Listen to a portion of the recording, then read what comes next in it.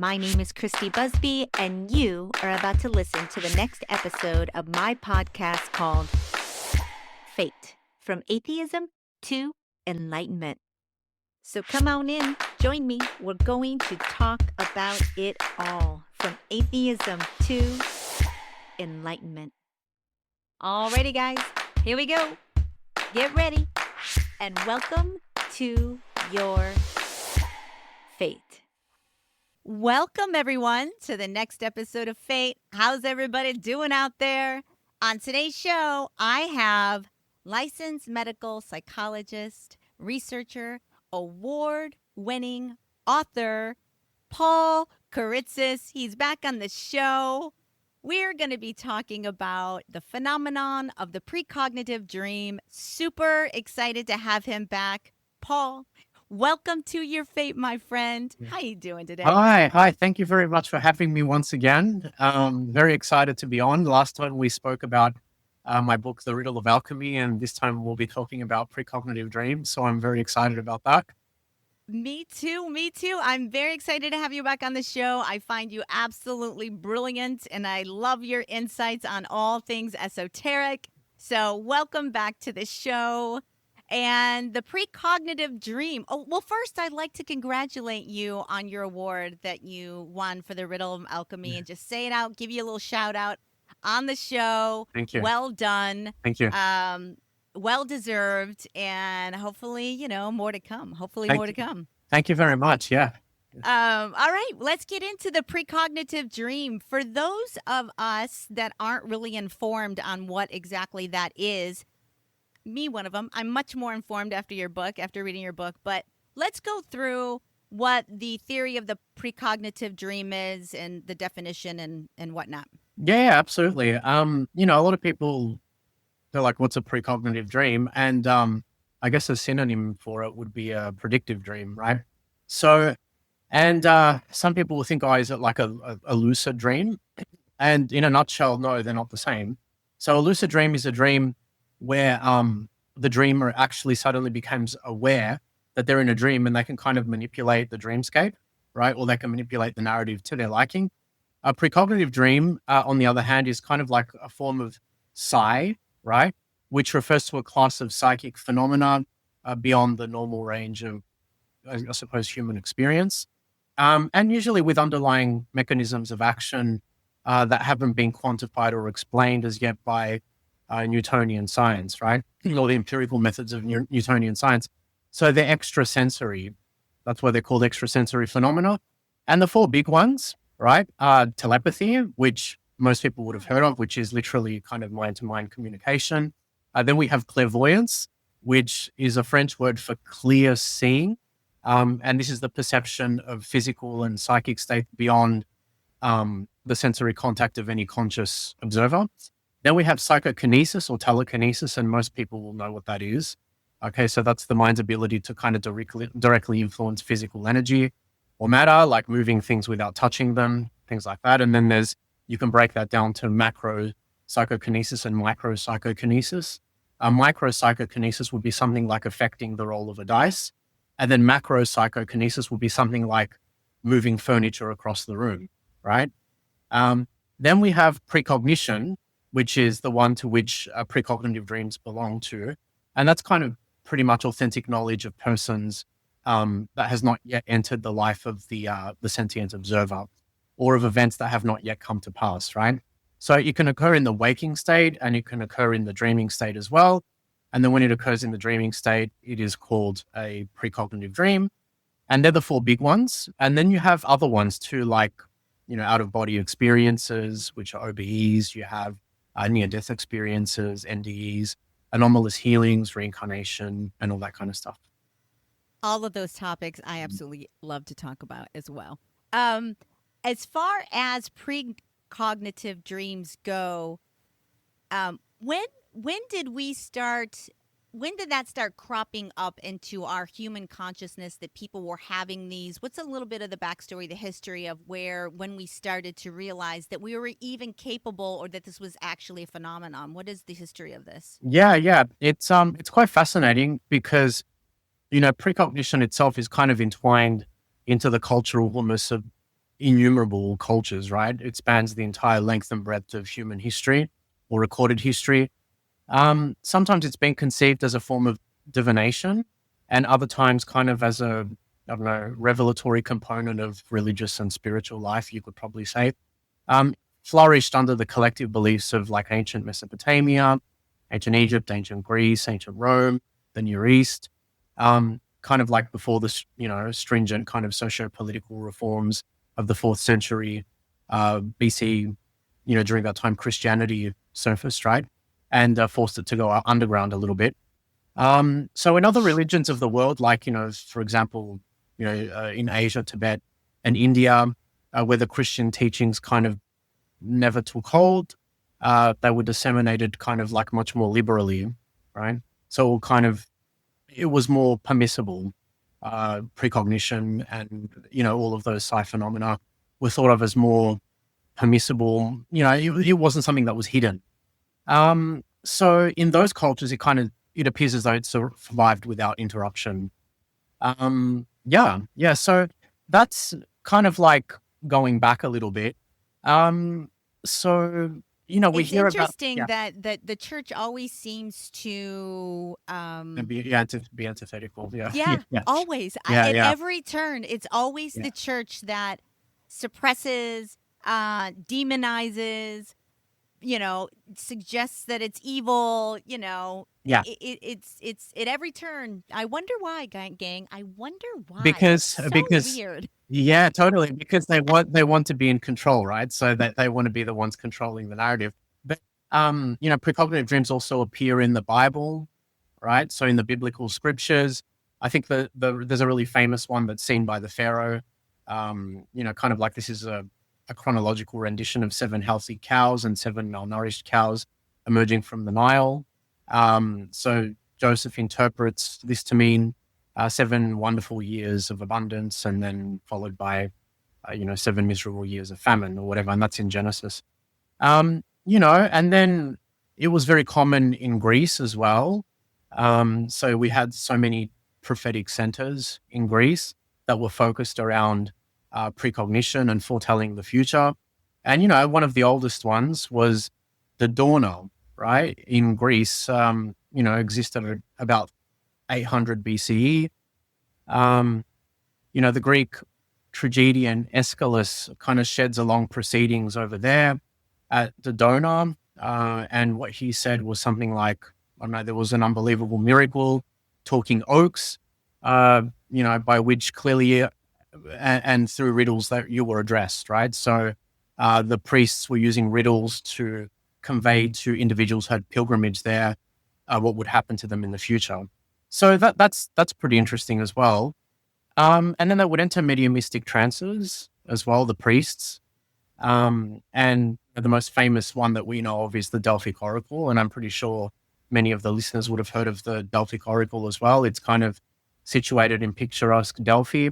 And it was the most famous oracle of the ancient world.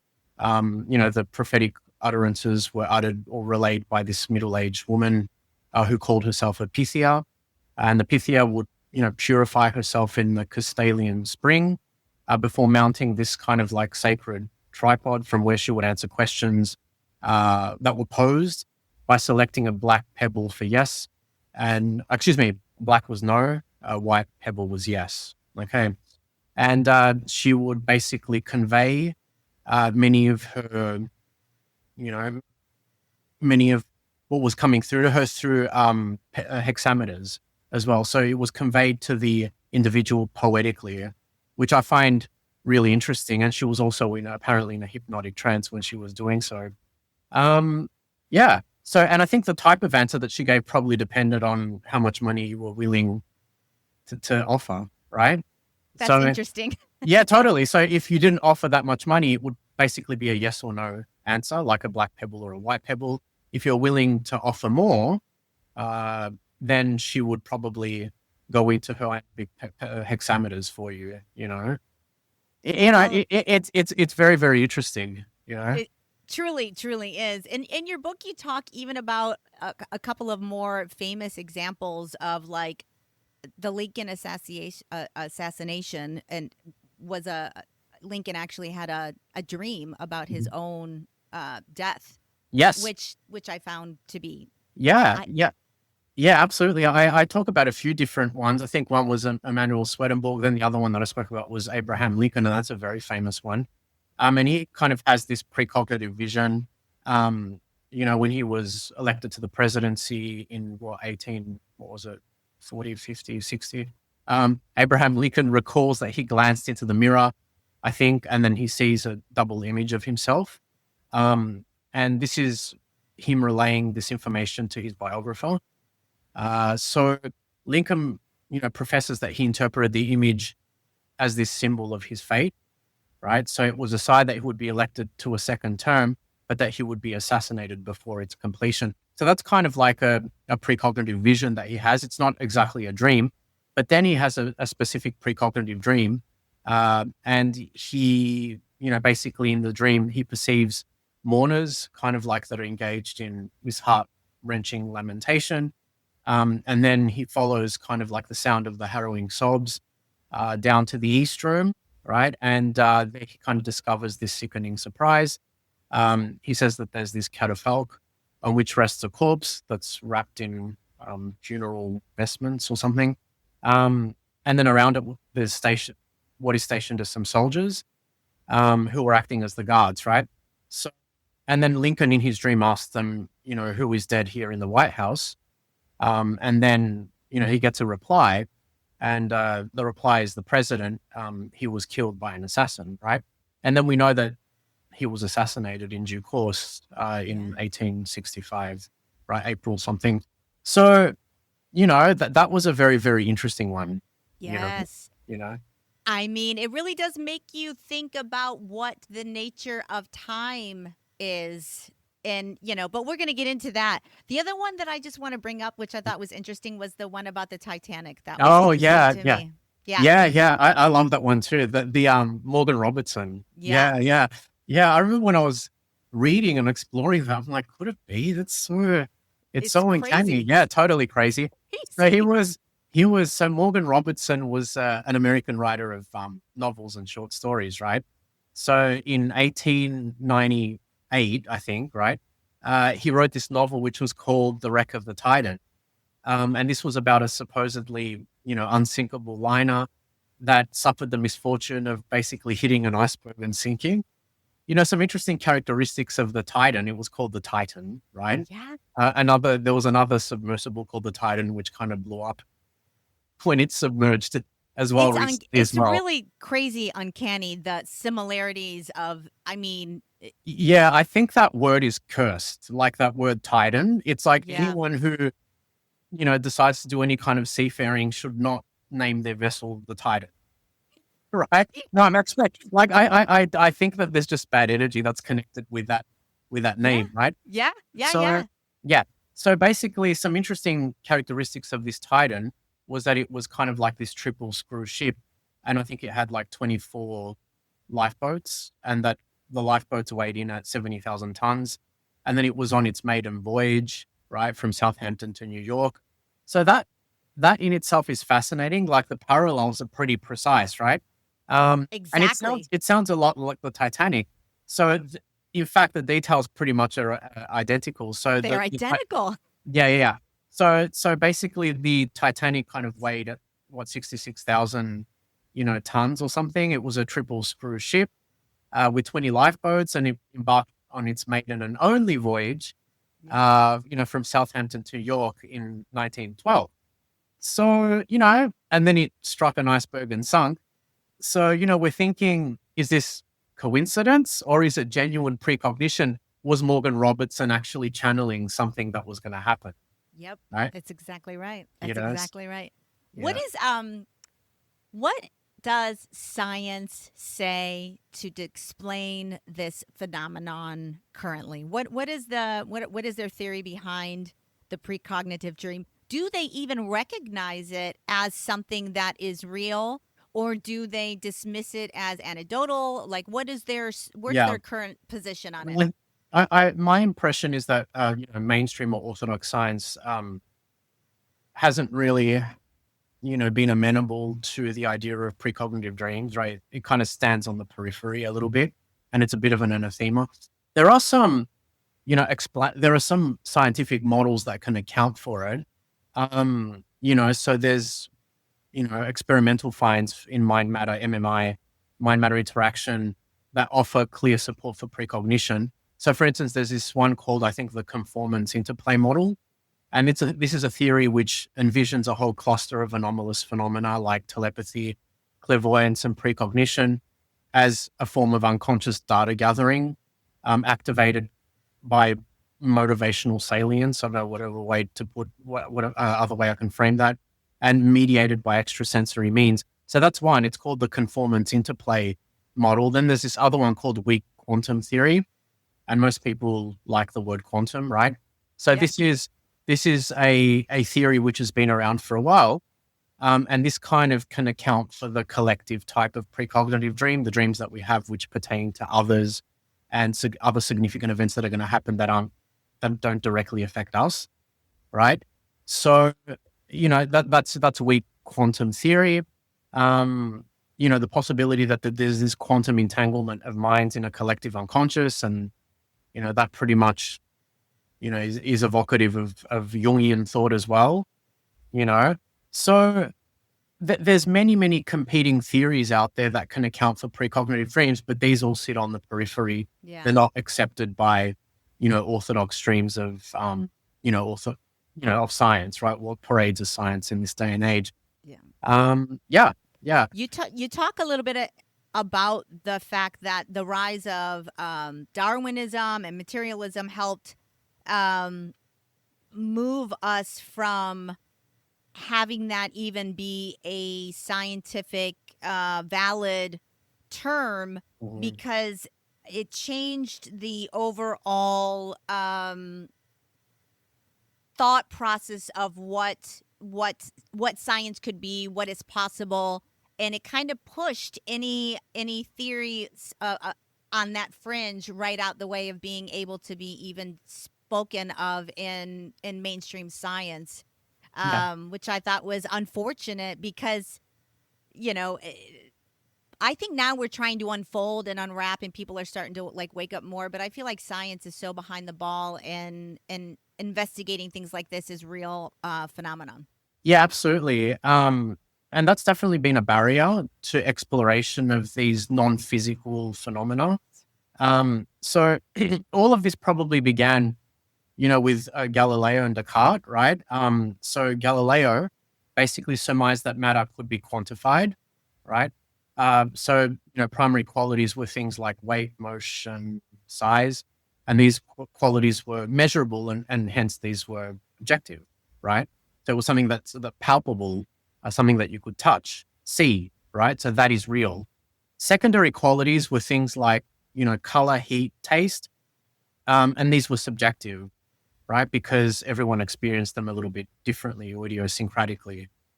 So by this measure, the body was objective and the mind was subjective, right? So enter Cartesian dualism and the new science, which was kind of mechanistic, deterministic, atomistic, rationalistic, and so forth. So anything that was kind of deemed qualitative in nature, so non-physical or intangible things, I suppose, like, values, feelings, emotion, mind, soul, spirit, symbolic correspondences between metals and planets, to bring in alchemy a little bit, right? Yes, yes. All of these were not real due to the lack of consensus. So these were simply figments of the human imagination. So dreams cannot be studied objectively, right? There is no way of entering someone's mind and observing, what there might be brewing. Right? Right? Yeah. So Yep. conveying details about them depends, exclusively upon subjective reporting, Yep. So then this would make it less objective or subjective, so to speak, you know. Let's talk a little bit about your research into precognitive dreams and what your own experiences. Can you give us some of your most compelling examples of the precognitive dream? I know you went through and go through how many people you were interacting with and what are like maybe, what were your findings and maybe some examples of stuff that was so, spot on that it couldn't not be something that fell into what you would speak of in the precognitive dream Yeah, category. yeah. Yeah, so, I published all of these in a critical investigation into precognitive dreams, dreamscaping without my timekeeper, and this is the actual book. It was released in 2020. And in this specific book, I talk a little bit about, like theories of precognitive dreams. I also recount my own experiment, which was conducted like in 2011, from 2011 to 2013. So it was a long time ago. And, I had roughly about 15 participants, including myself. I was one of the participants as well. And I followed a very interesting manner of dream recall and collection that had been transcribed by John William Dunn. And he was an aeronautical engineer. He was in my mind, a genius. So he had a lot to say on, consciousness, and he was interested in the phenomenon of precognitive dreams.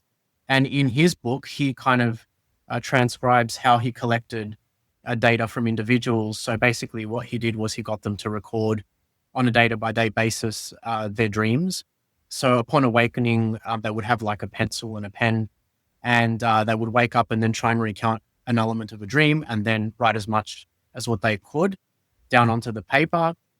And, it's interesting because it actually does work, and it's all about intentionality. So if you tell yourself, I'm going to remember my dreams before you go to sleep, you actually do remember them when you wake up.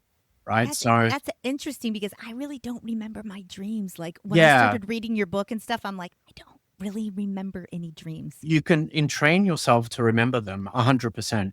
Right. So, and yes, absolutely. So you just need to become attuned to your dream life. And the best way is to not move when you wake up in the morning, like not make any contortions or motions. So just stay there with your eyes closed and try and recall the last thing you saw. Usually you're dreaming when you're awake, right? So basically the last hour of sleep, you are in REM mode sleep. REM mode actually tends to increase through the night. So usually in the last hour or two, you'll be doing a lot of dreaming.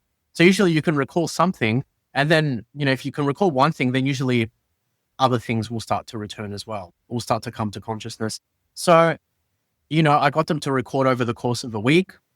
And during that time, to recall as much information as what they could and just transcribe it, and then be weary, in the next day or two about things that they were doing during the day that might remind them, or that might, be evocative of things that had happened in their dream life, right? Or so that where they can see a correlation, so to speak.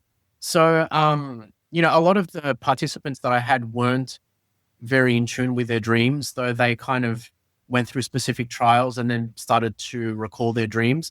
So it depends on the individual. Usually individuals that come to these sorts of studies are usually quite proficient at recalling their dreams anyway, right? But there might be one or two that are just interested in the subject but can't recall their dreams. So it's kind of like a bit of a work in progress. But I also participated in this study, and what I found was that the more I trained and the more I became in tune with wanting to recall my dreams, the more I would, right? So, and usually what you find is that when you're recalling many, many, many dreams, some of these dreams are going to be precognitive fragments, right? They're going to contain a precognitive dream or a precognitive vision or something like that, to that effect.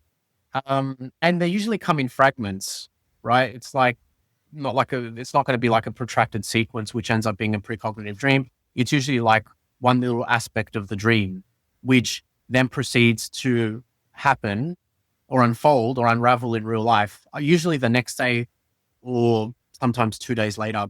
Usually the time lapse between a precognitive dream and the real waking event to which it is associated is usually a day or two. Very infrequently will you find someone having a precognitive dream that happens months later or a year later, right? And it seems that it could be inconsequential stuff that you Yeah. dream about that happens that is just not very important or impactful to your overall life. Yes. And then there can really be some very insightful precognitive dreams in there that, like your example of what happened to you is kind of really cool. What happened to you, your own precognitive Yes. dream that happened. But Yeah. let's get into them. Yeah, absolutely. So this is one that I had. Okay, I'm just going to read it out of Yeah. the book. Okay, so this is Dream 22. The dream fragment involves an unfamiliar, menacing middle-aged man. The setting is a dimly lit car park outside the middle of nowhere. 1 minute, Mr. A is me, is ambling leisurely to his car, and the next, he's being pursued by a snarling psychopath with a hypodermic syringe. He recalls looking behind his shoulder to see if the distance between them has increased, decreased, or remained the same. To his detriment, it appears the assailant is nimbler than he and is gaining on him, and fast. Mr. A can't help thinking that it is only a matter of time before the assailant yanks him by the shoulder, wrestles him to the ground, and then plunges the syringe into his back. He does everything to keep the morbid fear at bay, attempts to banish it to the farthest edges of his mind, prove futile though. A voice inside him reverberates, "This is what it's like to be a prisoner of your own doubts.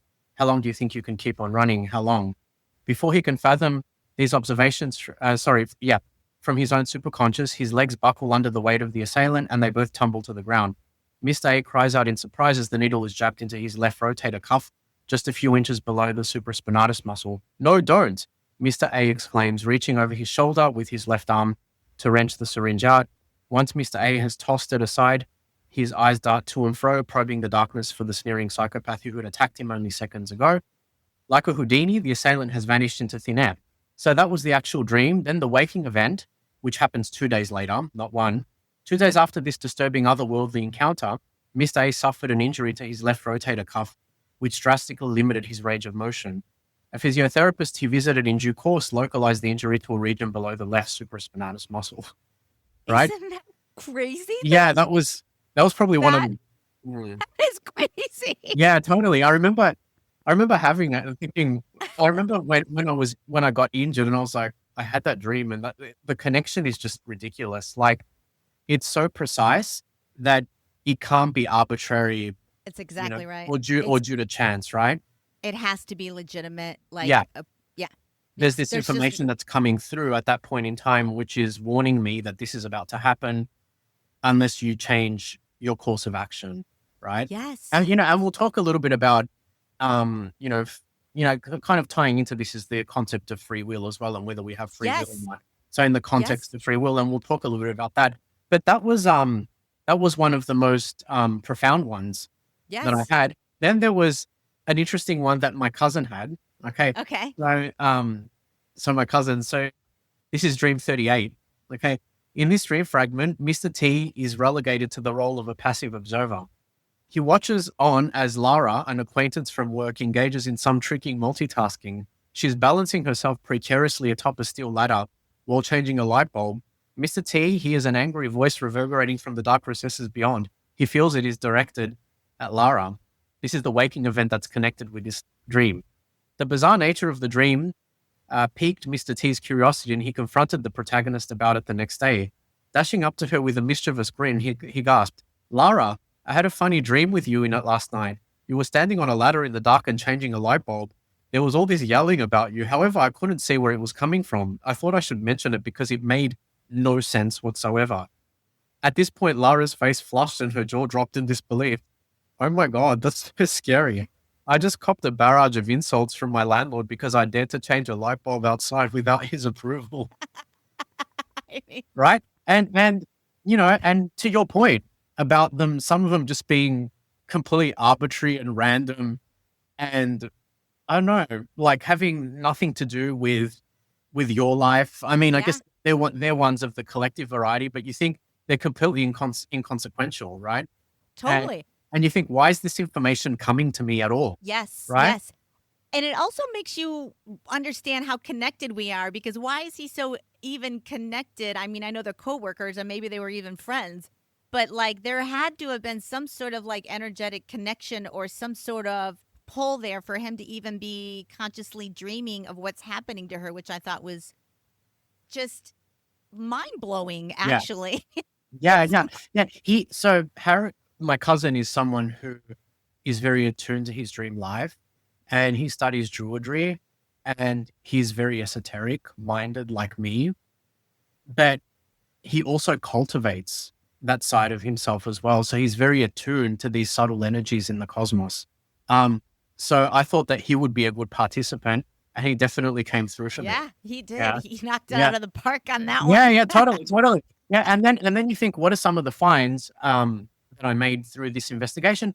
And they were analogous to the finds that John Dunn also made, which was the fact that they usually only precede the associated waking event by 1 or 2 days. Very infrequently will you have a precognitive dream that happens and then the associated waking event happens 2 months later or years later, right? Then the other thing is that they're a normative aspect of human consciousness in general. Yes. They're an aspect of the way that we function. They are encoded in our neurocognitive hardware, right? So that we all have the capacity to experience them. It's just that some of us don't because we're not attuned to our dream life at all, right? To dreaming cognition. And they do occur during the dreaming state, you know. I Um, mean, I haven't thought about the precognitive dream in a long time.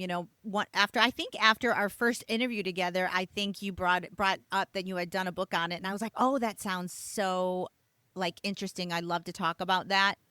But I am going to start paying more attention to the precognitive dream because you do feel like not everybody is capable of doing that. When I think of precognitive dream, I think of that Tom Cruise movie back in the day that they had precogs and they had them, dreaming, trying to prevent crime or whatever. That's what you think of. You don't.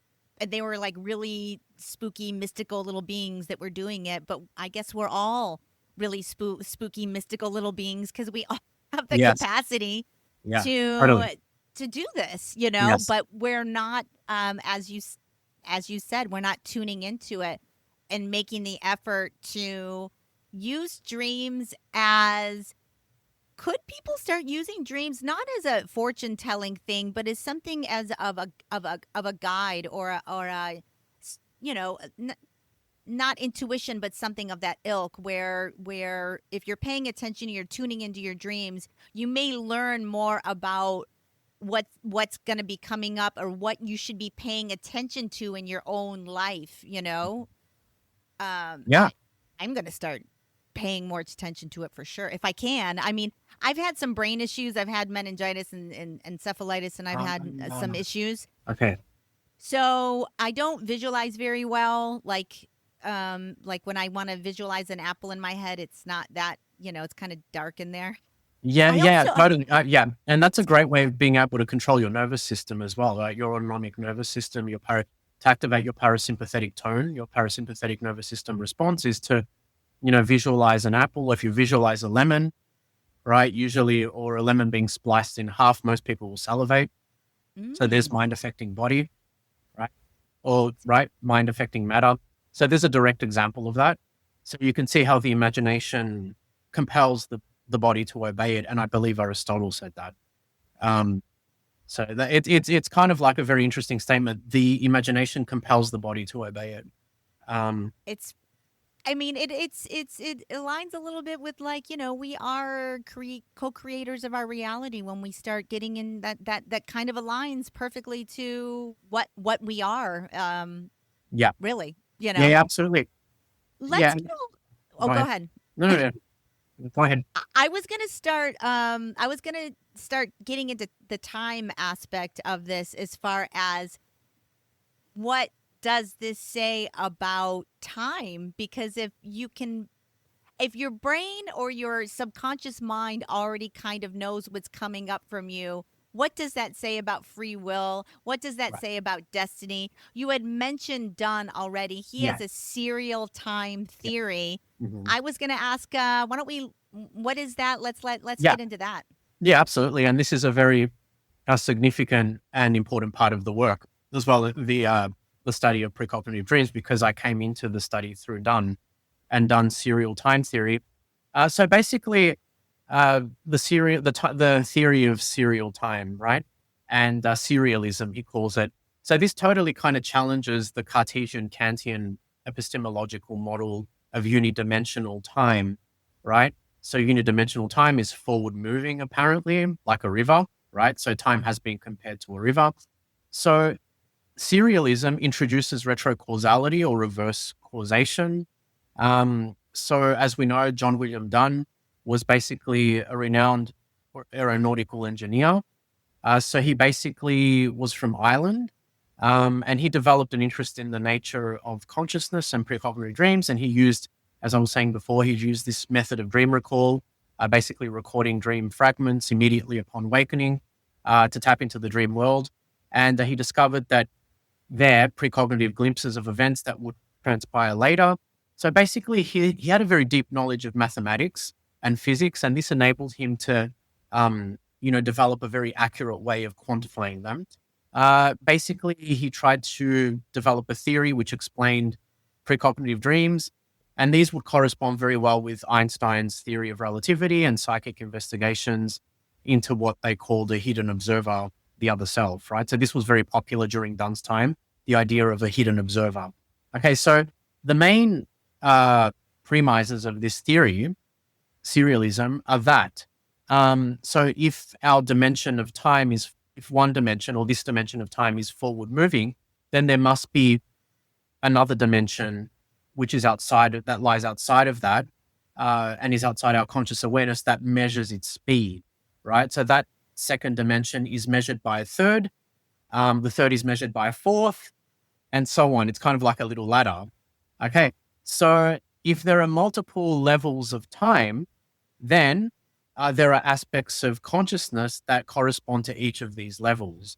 So there is a me, like an aspect of yourself in time one. There's another aspect of self in time two. There's another aspect of self in time three.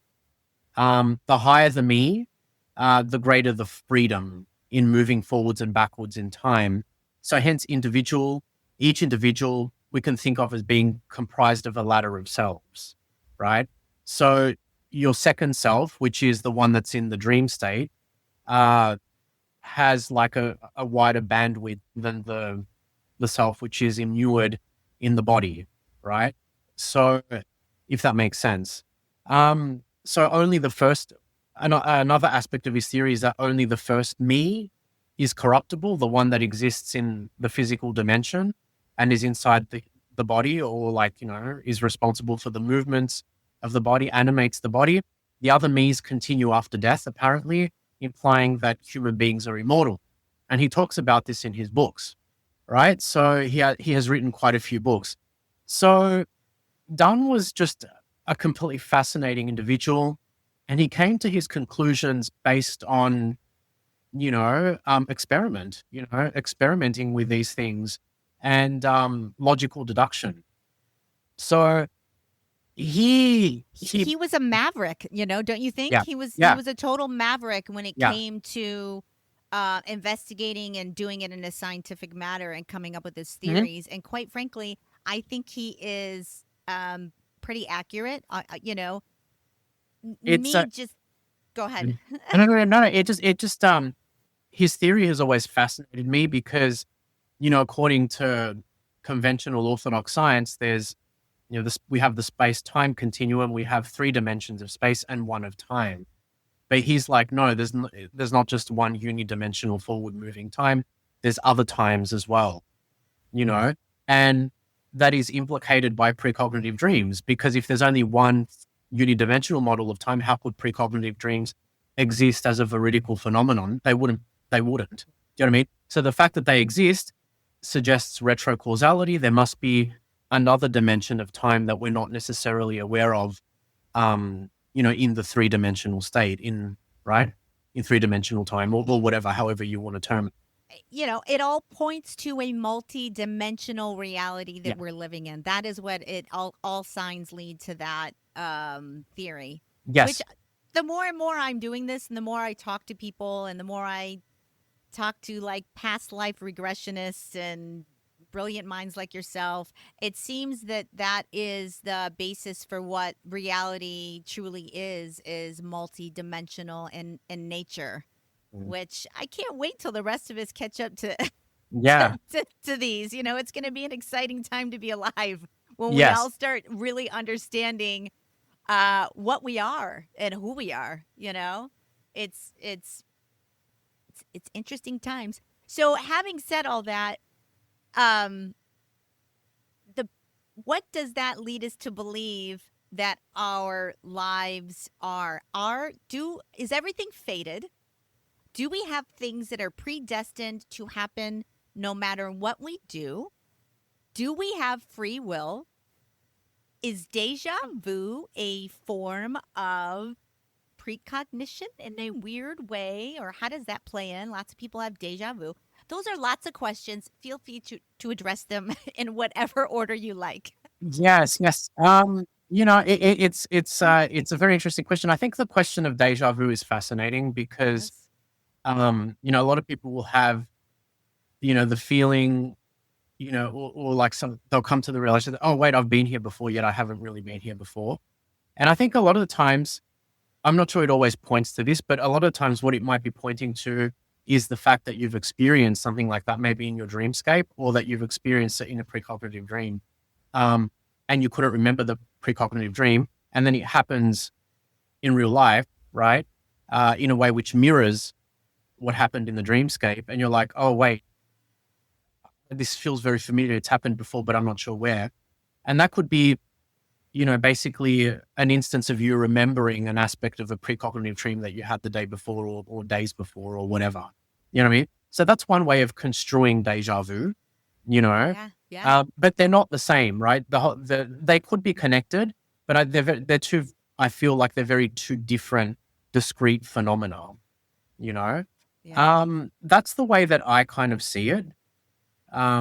See like deja vu and precognitive dreams, like they're connected, but they're not exactly the same thing, And then the other thing I think that was important to address, before we talk a little bit about free will, was the fact that, brain and mind and how it appears to function, right? I think Yes. you said Yes. something that I think you Yes. wanted to talk a little bit about that.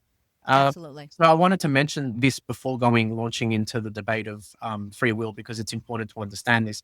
So I talk about this in the book. So in 1900 or 1903, there was a book that was published called Human Personality. It was this progressive 2-volume tome.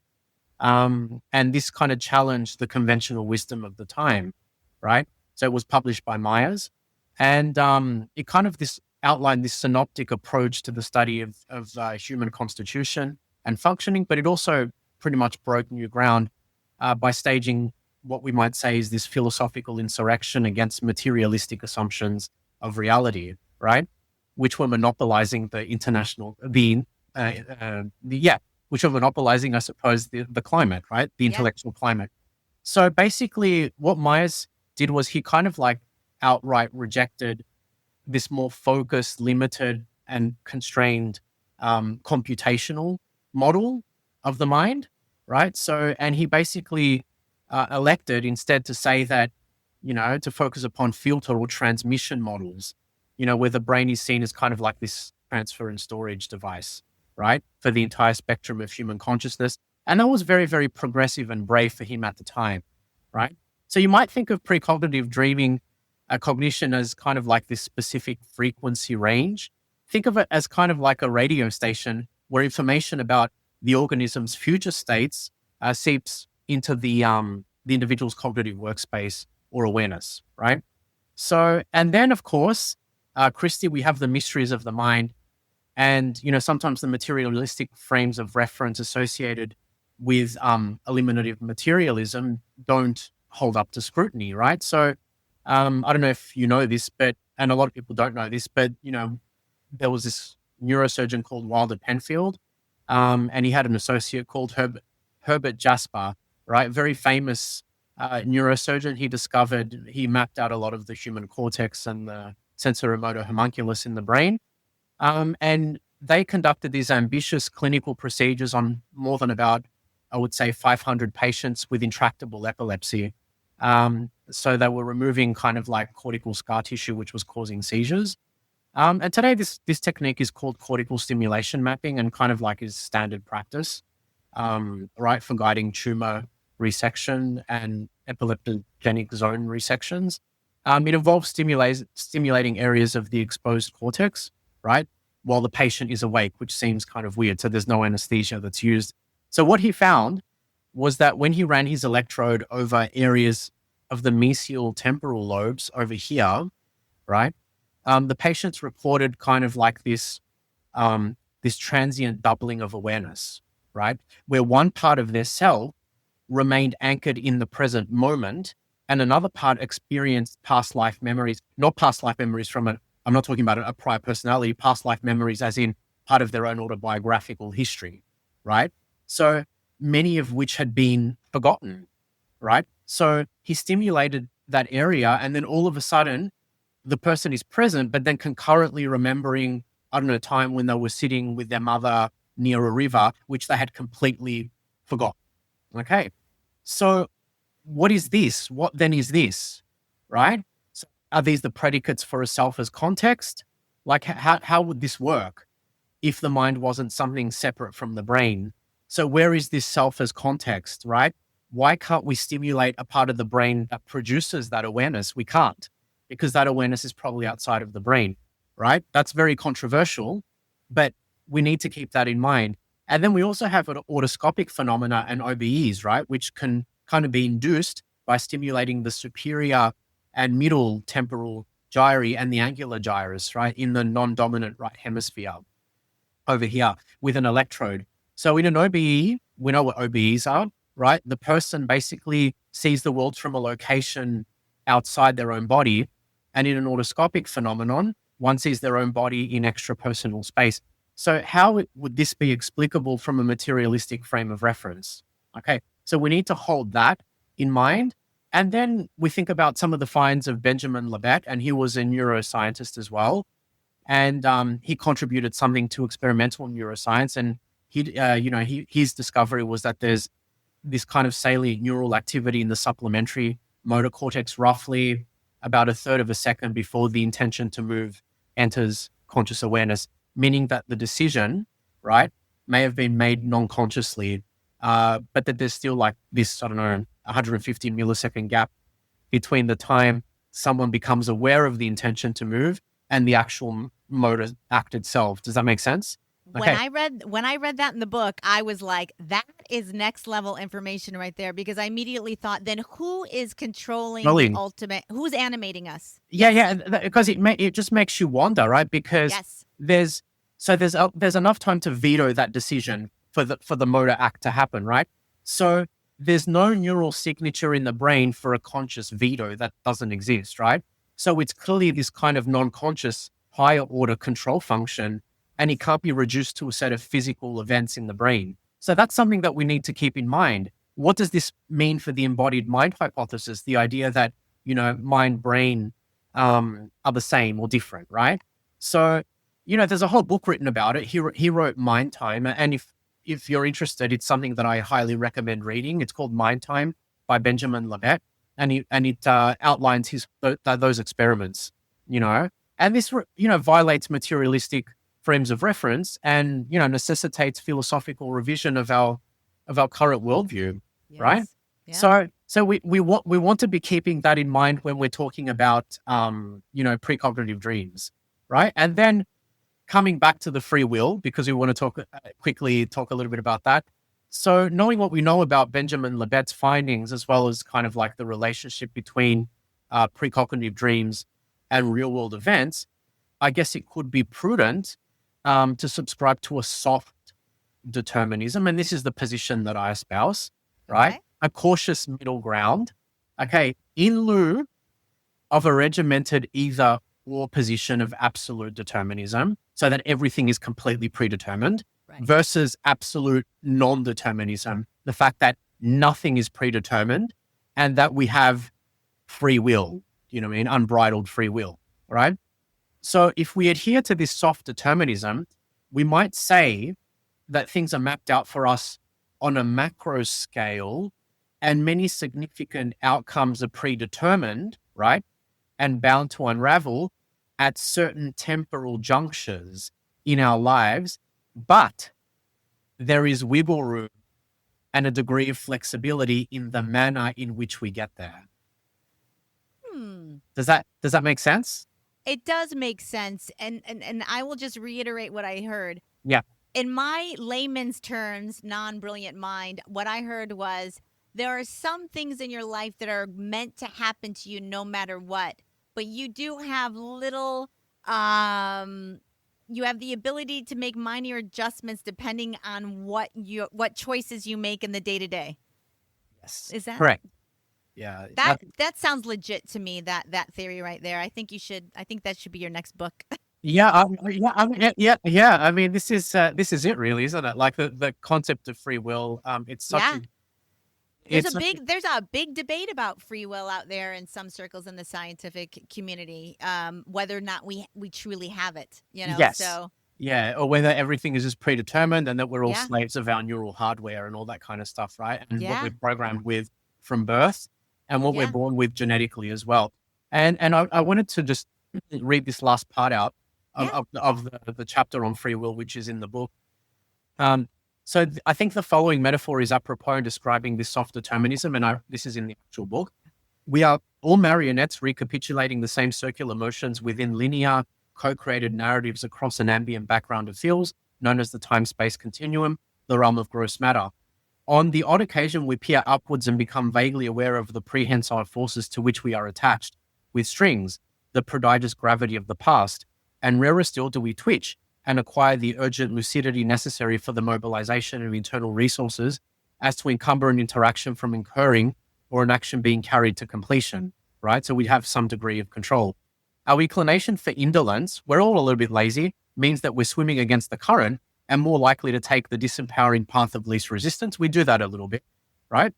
Insofar as this is the status quo, our plastic power, our imaginative powers to manipulate the social environment, create openings for opportunity and serendipity, and alter the rapidly converging trajectory of our own lives will be severely circumscribed. When it does occur, though, this minor amendment to the theatrical configuration may have far-reaching consequences for the scene, for the crescendos and diminuendos within particular scenes and acts, and sometimes for the entire play and the nature of its closure. And that's a metaphor, right? But sometimes the small things we do, right, can sometimes change the macro scale outcome, or it can shift the outcome, right? So, yep, this is all food for thought. absolutely. You talk a little bit about in the book, going back to the scientific community, about that. You do say that a lot of time in the scientific community, ego takes precedence, accolades take precedence, and they tend to disregard the overall welfare of maybe humanity or the bigger picture because they want to, they're self-serving in this arena. And I just wanted to, I see that out there in the scientific community myself, that it is very closed, and unless you fit into a certain box or whatever, you're going to be ridiculed or ousted or lose your standing in the community. Yep. And I'm wondering, from your scientific point of view, how do we overcome this within the scientific community so we can start really addressing some of these larger phenomenon that are percolating up in our consciousness that would really help awaken humanity to the basis of our reality and help us evolve into a better way of doing life on the planet in general. Getting the scientific community on board with stuff like that. You swim in this pond, so Yeah, I think that there's always going to be, individuals who are a little bit more conventional, I suppose. They adhere to the tenets of orthodox science religiously and don't veer from it at all. Then there's other people that have a slightly more, a little bit more progressive and want to explore other ideas.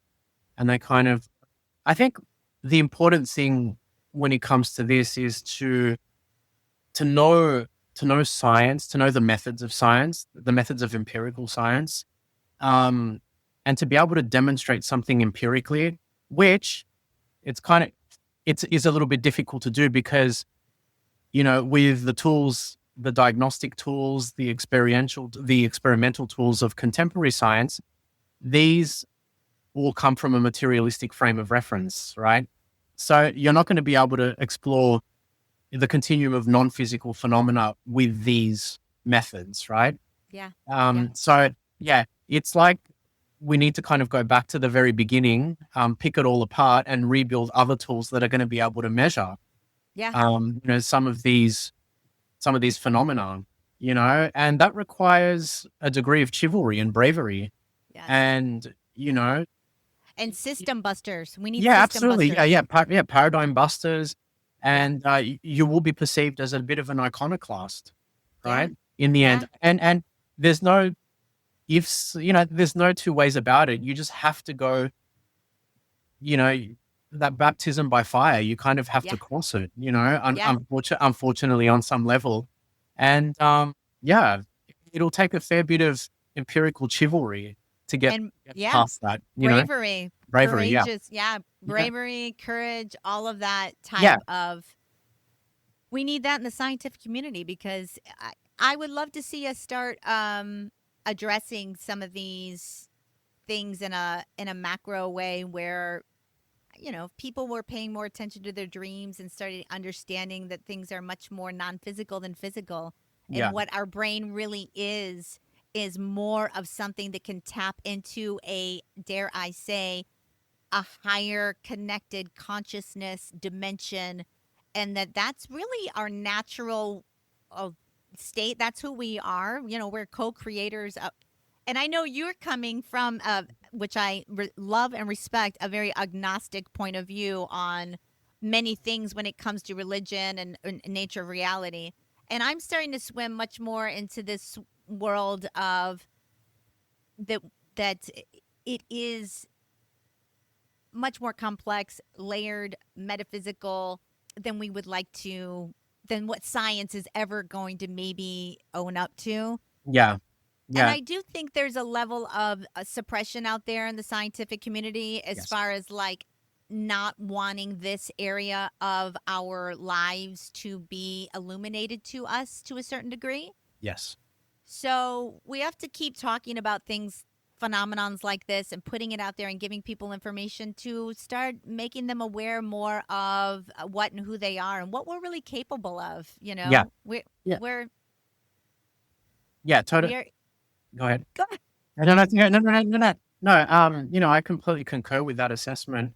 And, the whole endeavor is kind of further compounded by the fact that, there's competing egos within science as well, and people trying to sabotage one another for the accolades, for the honors and things like that, and is there ever going to be, I guess, any improvement, right? Are things ever going to change? Science is the quintessential collective endeavor. You never have specific discoveries being made just by one person. It's usually a collective effort, right? When you look at papers that are published, they're published by many researchers together, people working as a team. That's 10 minds together is going to be better than just one mind together, right? And all of this, depends on your frame of reference, and whether, I suppose, you're an optimist or a pessimist, right? You can really see kind of like the battle between the collective altruism and philanthropy on one side, and then ego inflation and personal glory in scientific honors, and awards. Like, I don't know if you know anything about this, but I don't know if you remember, the neuroscientist Candace Pert. So she was instrumental in the discovery of the opiate receptor in the brain and was completely overlooked for the Lasker Award, right? She worked very closely with, Sol Snyder in discovering it, but acknowledgement of the discovery only went to the latter. Is this something to do with misogyny? To women in science? I don't know. Personally, I don't know what kind of person would accept any award knowing full well that the discovery was basically a collective endeavor. I guess we don't all have the same ethical sensibilities, right? Well, there's two types of people, excuse me, out there that I find in general, whether you're a scientist or whatever field you're in. And I feel like there's people that are there to serve self, and there's people that are there to serve others. And we need people that are less cynical and more out there to serve the greater good. And I feel like the serving of the greater good is a rare find out there these days. It especially with everything else that's going on in our ether at this moment in time. Yes. Yes, absolutely. There's definitely a lot that's going down. There really is. I'm trying to look at the times we're living in right now as exciting rather than frightening. Yeah. I'm trying to not swim in fear. I'm trying to swim in. I'm hopeful for humanity. I want us to start being and acting more as a collective. We are a collective. We are all Yes. connected, and I'm I'm I'm I'm in the hopeful camp. Yes. It's all you can do. It's like you're on the train, you got to ride the train right now, and I'm doing whatever I can to put good vibes out there, Paul. You got to just Yes. I know put that's important. And having a good. positive frame of reference, right? Yeah. So looking at it from the perspective of the glass is half full instead of half empty, right? Yeah. Being more optimistic rather than pessimistic, Yeah. right? Because then with pessimistic, you can become a little bit inert too, because Yeah. you have this helplessness and hopelessness about you. So then you don't strive to improve. You don't strive to improve your life or the life of others. Whereas when you maintain a more positivistic, optimistic frame of mind, that can be a motivating factor for you to go out and do things and Yeah. contribute to the collective, right? You know, 100%. you know, That was a fascinating discussion. I am going to pay more attention to my dreams, write them down, see mhm. what I can glean from them. I would love to know, what's coming up for me next in the world, whether it's inconsequential or not. I would love to just have some sort of precognitive dream and dream something and then have it show up in my reality would be amazing. Yeah, yeah. And one of the messages here is that precognitive dreams alert you to potential outcomes if you keep proceeding along a specific path of action, whether that's, mental, emotional, behavioral action, you'll end up with this consequence. And it's pretty much a preview of that consequence, right? So it permits you a little bit of time, a day, 2 days, to maybe correct that course of action Yeah. or modify that course of action so that you don't end up with that outcome. Yeah. So that's an interesting lesson. It Mm. really is. More people should be, trying to set that intention of remembering their dreams, seeing what they can glean from their dreams, and seeing what they can learn about themselves through their dreams. Yes. It's everything is fascinating. The more and more I dance down this like esoteric metaphysical world, I'm like so just completely blown away at how magical life really is. Mhm. And you, Paul, you're brilliant. You come back here anytime you want, Dr. Paul. Mhm. Like, whatever you're researching, you got another book out. I would love to have another in depth conversation. They're intellectually stimulating, they're informative, and they're important discussions to be having in these days, my friend. Thank you very much for having me, Christy. It was absolutely very, very enjoyable, as I love always. I love it too. We'll have to do it again. Start paying attention to your dreams. See what they're going to inform you of. It happens for everyone. It is a part of who we are. You just have to tap in, set the intention, and make the effort, gang. On that note, we'll see you next week on Fate, from Atheism to Enlightenment. Journey well, everyone. Thanks, Dr. Paul. Thank you very much. And that is a wrap on this episode of Fate, from Atheism to Enlightenment.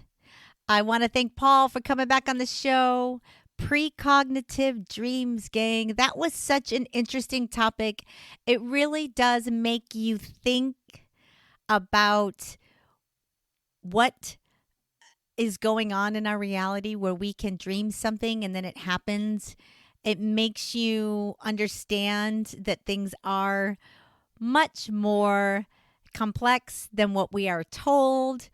It is it's such an interesting topic. It really, really is. And Paul's so brilliant. He's an excellent scientist, researcher, and he is the perfect person to bring on the show to talk about something like this because he's a very middle of the road, logical, rational thinker, and he's not so locked into his science background or his beliefs that he is not open-minded to the unknown, to the non-physical, and to the esoteric.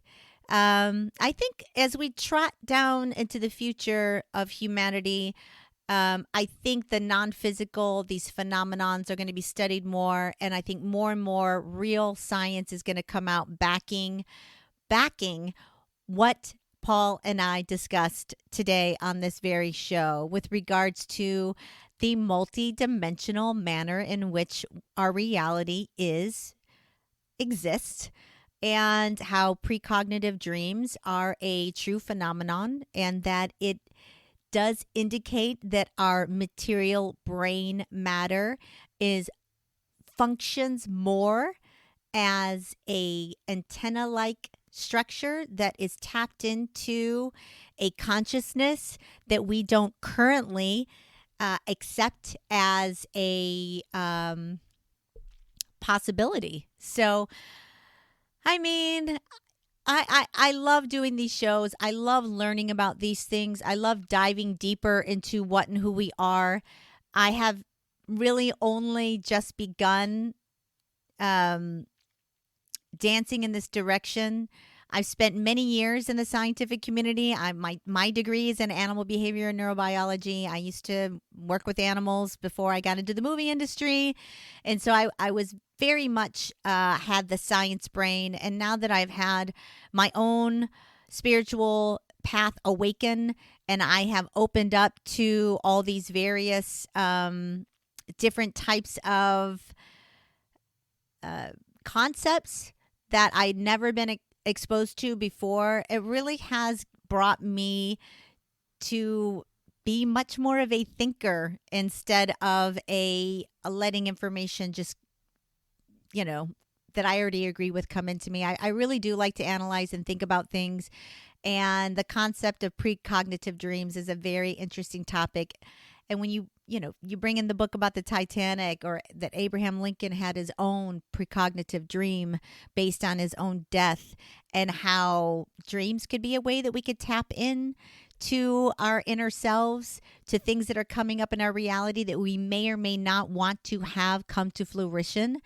I'm going to try and tap into my own dreams. I, as I said on the show, I don't really remember my dreams very often. And when I do, I mean, they're kind of a lucid dream. The last dream that I can remember having, I was walking in my neighborhood, and I was walking up the street. And as I was walking, I started running. And as I started running, I started flying. And I was having a flying dream. And I was coming around the corner, and I saw a bunch of kids playing in front of a house. And I remember saying, "Hey, kids, can you fly?" That's the last dream I remember, and that was like 2 or 3 years ago. But I remember flying so vividly that it just stuck in my head, and I've never forgotten that dream, because I don't remember dreams very often, and flying is so fun. I remembered it. So I'm going to pay attention more to my dreams and see what they can inform me of. I would love to know what's coming up in the future for us all. I'll tell you a little bit. It's a good segue. What's coming up for the future of this show? So I'll give you a little news. I got a job in Atlanta. I'm going to be heading out there for the summer, and when I air this episode, I may or may not be there or be en route. I'm going to drive this time from Cali to Atlanta. I normally fly, but I'm going to drive. So I'll be taking a trip over to Atlanta in my vehicle with my little girl Maggie, and we'll be working for the summer. So I think I'm going to end up going on hiatus for the summer. And I am still determining whether or not I'm going to just go down and not release any new episodes, or I might dig into the archives, if you will. I know the show's only a year old, but my earlier episodes, some of them are quite good, and I have a much bigger audience a year later, and I feel like some of these episodes would be new news to a lot of the audience out there now, and they're good enough to rerun. So I'm thinking about doing that. And once I get out to Atlanta, I got to figure out where I'm going to record, how I'm going to record, what the situation's going to be. in Atlanta, but I definitely want to continue doing the show. And I definitely would love your support as always. So please do tell a friend, subscribe, do something to support the show. I'll always put my little children's book about my dogs, Mr. and Pickles and Maggie, A Tale of True Friendship, in the show notes. It's an adorable little children's book that you could pick up that would help me in my endeavor to keep this going so I can keep bringing you interesting topics that'll make you think, that'll hopefully start to awaken you to who and what you are. I mean, I really have had such a transformative year plus with not only the show, but me personally. And I want to keep continuing to do this, gang, and continuing to raise the consciousness of this planet out here, gang. That's what I'm trying to do, you know. It's time to awaken to who you are. I am on the same journey with you. Join me. And we'll keep doing our thing. So love some support. If you want to follow me on Instagram, I'm at F.A.T.E podcast. You can follow the show. I post clips. I know I need to start doing more on social media. I just had a meeting a few days ago with a gentleman, and I was talking about, you know, that I have an Instagram page for my podcast, and he's like, no one cares about your F.A.T.E podcast Instagram. They really, you know, it's you. So you should really just put you out as the face of everything, which I don't know. I don't know how comfortable I am doing that. I'm not a big self-promoter, but I do want this show to exist for a while, and I want the show to grow. And so I need to start doing more to put my own journey out there and tell people what I'm going through personally instead of just presenting concepts. Maybe I need to dive more into my day-to-day of how I am getting through my own spiritual journey. Like, I'm taking a meditation class every Saturday. I sit with one of my guests, Agni, who's a mystic, who had a download from his higher dimensional guides, a way to awaken your kundalini on a much faster rate than you would using other methods to do so. So I've started working with Agni on this new meditation, Kriya Serpent yoga, to tap into my own inner power and see if I can't raise my kundalini and have a true energetic awakening within my body. So maybe I'll start talking more about things like that I'm doing on my own personal life that hopefully will bring me, who knows, all kinds of different awakenings could happen on this journey that I'm going with Agni. So I'll be bringing that to you too, guys. So anyways, I am going to leave it there. I really enjoyed this conversation. Start paying attention to your dreams. You are more than your physical body. There is more going on than you ever could imagine. It is so much more magical, metaphysical than you would ever think.